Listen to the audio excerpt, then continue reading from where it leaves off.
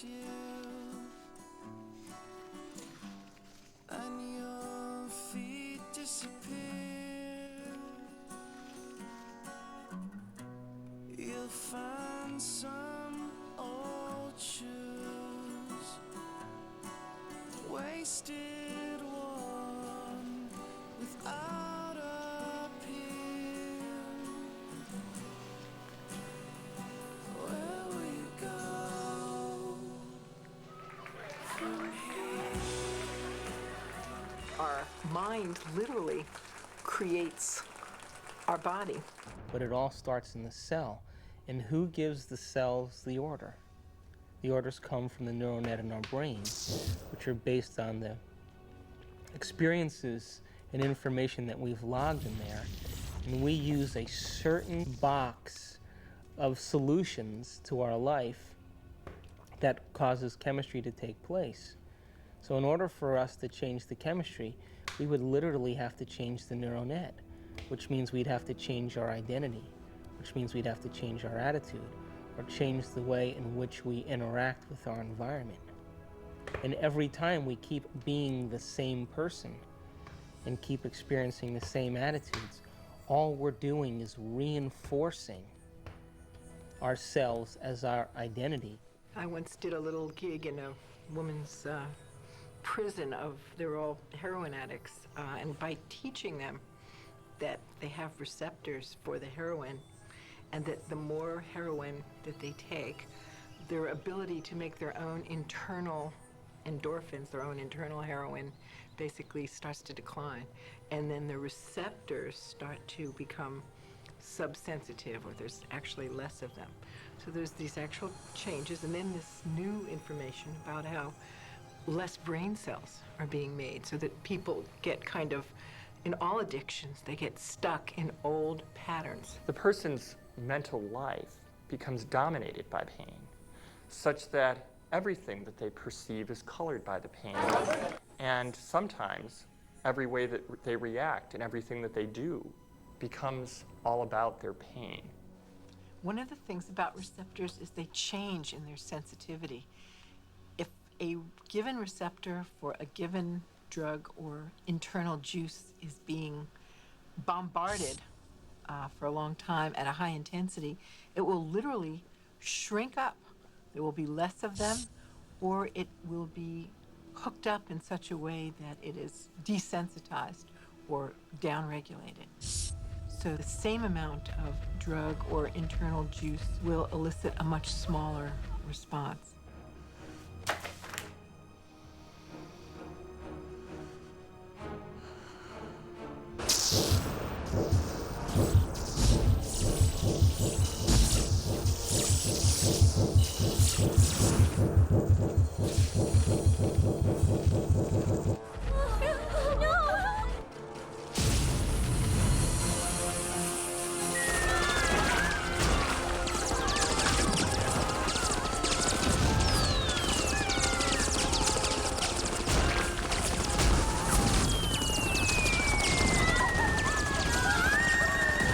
If we're bombarding the cell with the same attitude and the same chemistry over and over again on a daily basis, when that cell finally decides to divide, when it produces a sister cell or a daughter cell, that next cell will have more receptor sites for those particular emotional neuropeptides and less receptor sites for vitamins, minerals, nutrients, fluid exchange, or even the release of waste products or toxins.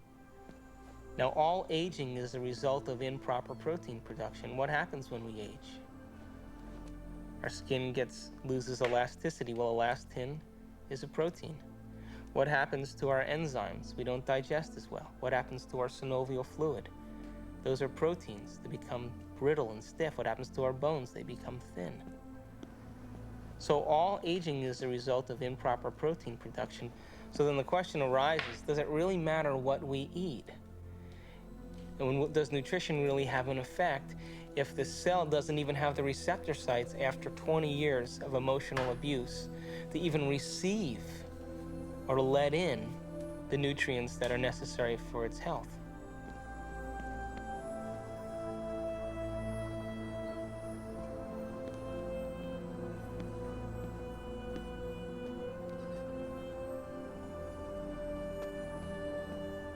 If we know the thoughts of a person, we will best know them by their addiction, their continuous, over 24 hours, in a continuum of what emotions they display in their body, we shall know their thoughts.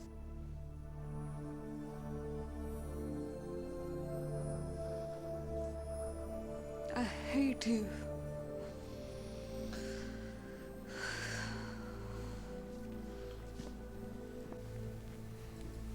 We never, ever reincarnate to the I love you so much people. We always reincarnate to the situations of why we hate ourselves.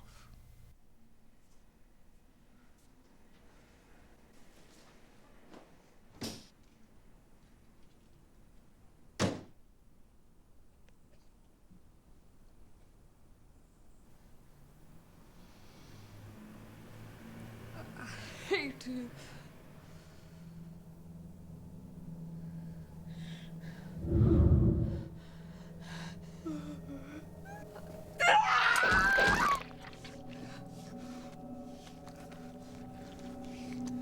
You idiot!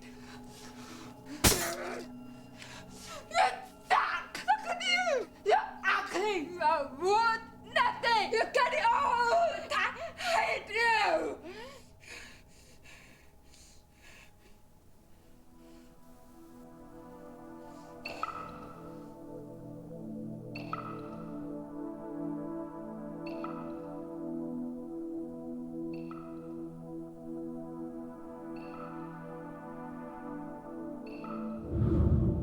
It makes you wonder, doesn't it? If thoughts can do that to water, imagine what our thoughts can do to us.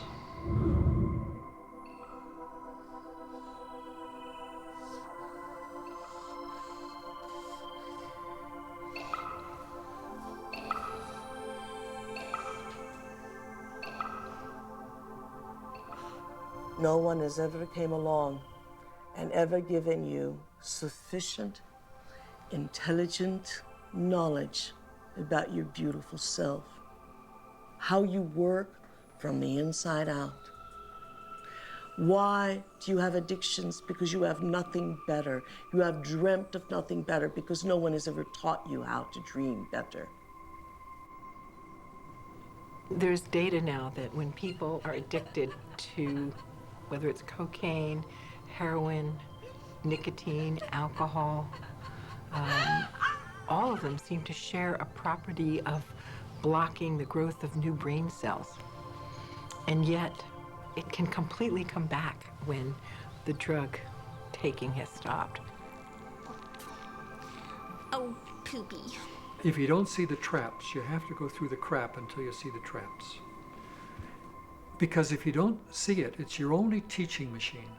It's your only way for you to come to understand something new. So the universe brings these things to your door, and there is learning in them for you if you are willing to reflect upon them and think beyond the rigid mindset. Can I? Wow. Borrow some toothpaste?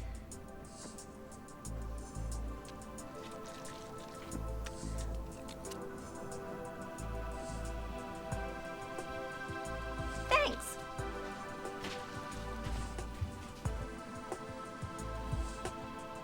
When I talk about we disappearing, I don't mean that we physically disappear. What I mean is that we move out of the area of the brain that has to do with our personality, that has to do with our association to people, our association to places, our association to things and times and events. We don't exist in the associative centers in our brain that reaffirms our identity and reaffirms our personality. We now have science to back up what our thoughts do and how they make our bodies weak. A lot of scientists who are actually studying this with behavioral kinesiology and other ways, showing that thoughts make your body weak. And thoughts pretty much create your reality. They create what you're going to think about yourself. If you're fat but you think you're wonderful, you'll be wonderful. But most women we're compared all the time with impossible images, from Barbie to models. And so we think that our whole currency is how we look and how other people are going to perceive us. And we're always up against impossible standards. What is relative to their own emotional addiction are movies and dramas and news and all the media that is so beautiful today, and providing people with experiences without having to be there. And yet, that does not define human greatness. They're so hypnotized by their environment through the media, through television, through people living and creating ideals that everybody struggles to become, that no one can actually become in terms of physical appearance and definitions of beauty and valor, that are all illusions, that most people surrender and live their life in mediocrity. And they may live that life, and the soul may never really, their desire may never really rise to the surface, so they may want to be something else. But if it does rise to the surface, and they ask themselves if there is something more, or why am I here? What is the purpose of life? Where am I going? What happens when I die? They start to ask those questions. They start to flirt and interact with the perception that they may be having a nervous breakdown. And in reality, what they're doing is that their old concepts of how they viewed their life in the world start to fall apart.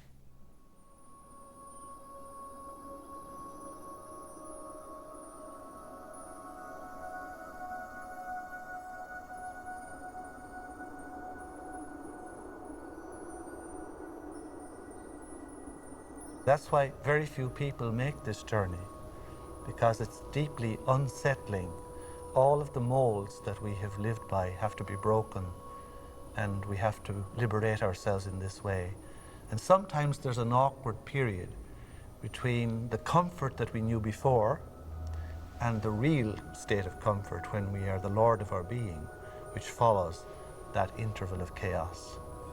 Most people, when they get into the chaos, give up hope and go back to the old false securities.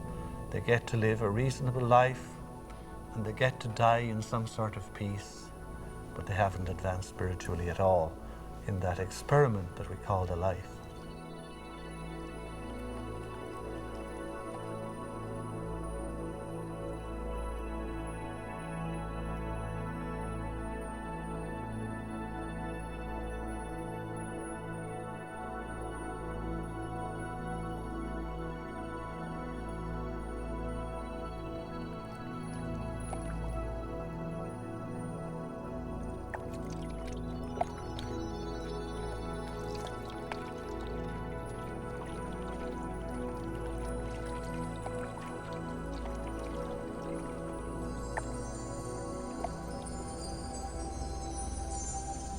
We're in completely new territory in our brain. And because we're in completely new territory, we're rewiring the brain, literally reconnecting to a new concept. Then ultimately, it changes us from the inside out. If I change my mind, will I change my choices? If I change my choices, will my life change? Why can't I change? What am I addicted to? What will I lose that I'm chemically attached to? And what person, place, thing, time, or event that I'm chemically attached to that I don't want to lose because I may have to experience the chemical withdrawal from that? Hence the human drama.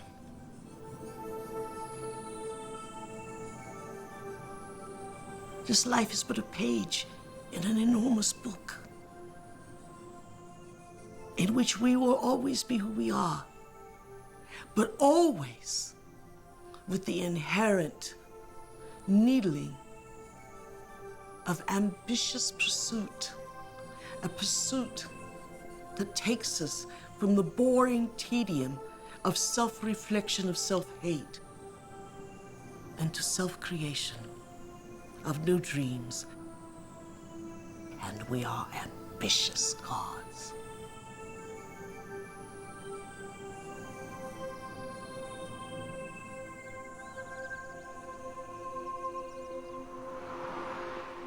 It's the only planet in the Milky Way that has habitation that is steeped in enormous subjugation of religion. You know why that is? Is because people have set up right and wrong.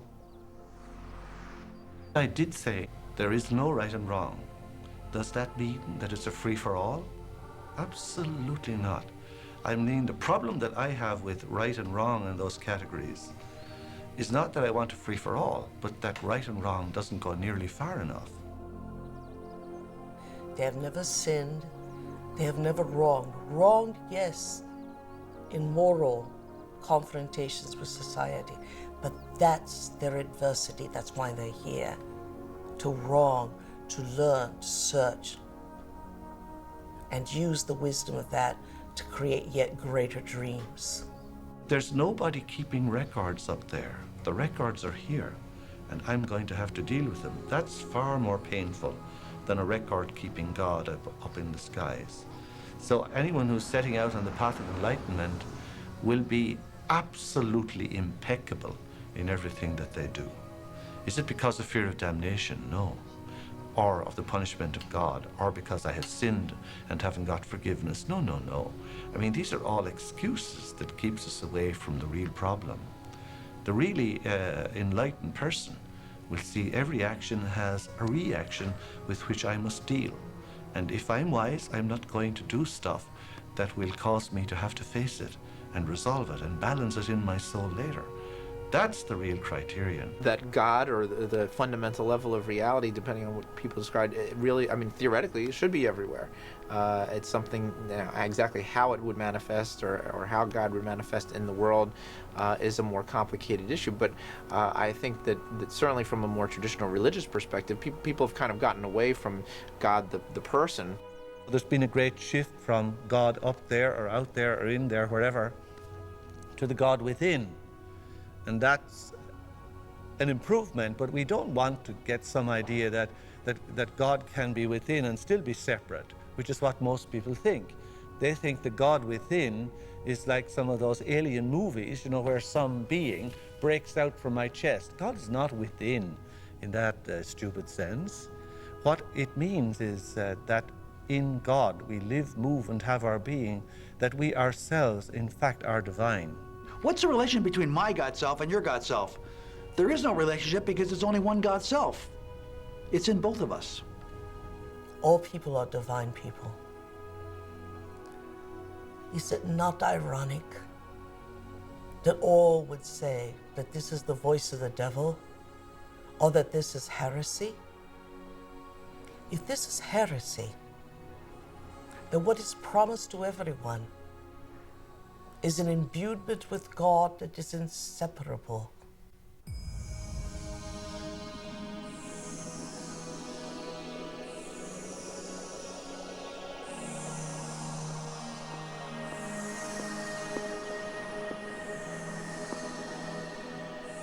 Knowledge allows the brain to begin to become wired, and we will begin to see what has always existed, but because we live in those routine automatic programs, we're unable to see because we're processing mind from the familiar.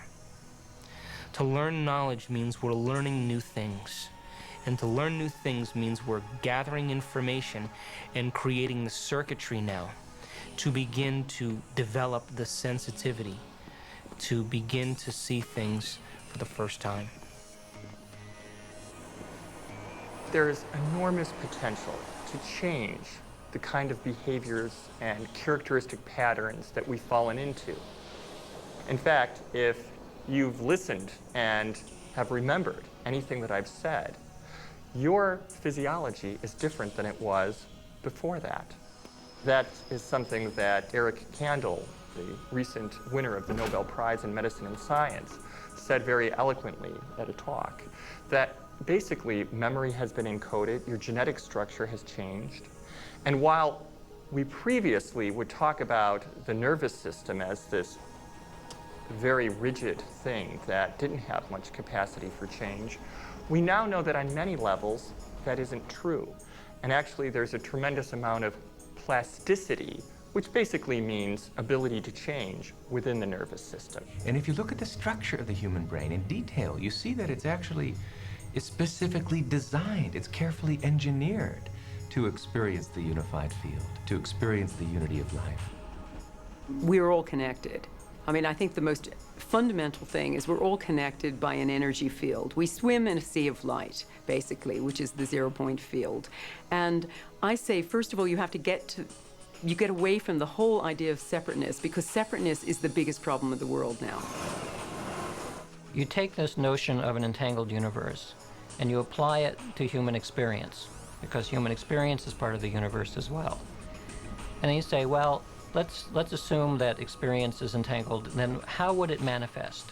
And we can start going through ways in which it could manifest. If there's a connection with another mind, we call it telepathy. If there's a connection to some other object somewhere else, we'd call it clairvoyance. If there's a connection that happens to transcend time, we'd call it precognition. If there's a connection in which my intention is expressed out in the world some way, we might call it psychokinesis or distant healing or something of that sort. So you can go through a list of perhaps 12 kinds of psychic experience that have gotten labels over the years, like telepathy, but this is really just the tip of the iceberg. People ask, why are you so interested in the Planck scale, the very ultimately tiny in terms of spirituality? Because obviously spirituality is out there, it's everywhere. And the answer is that yes, the Planck scale is the ultimately small, but it's also everywhere. Wherever you go, there it is. And because it's holographic, it repeats at different scales, like fractals, throughout the universe. I would say that what quantum physics is to the 20th century, whatever is going to be the new bridging of science and spirituality, that will be to the 21st century. We are all creating the future. We are all creating what is outside of us. None of us are innocent in that regard. If there's something out there we don't like, we can't really turn our backs on it, because we're co-creators somehow or other. And we have to do the right things to try to get the future that is best for all of us. We have talked so far about the freedom of our own personal life and quantum physics, that we are freeing and freeing and freeing our reality to ultimate realities. Yes, of course they exist. But after we have accomplished them, what then? What next? When do we make the shift from me to one? When are we the subconscious mind?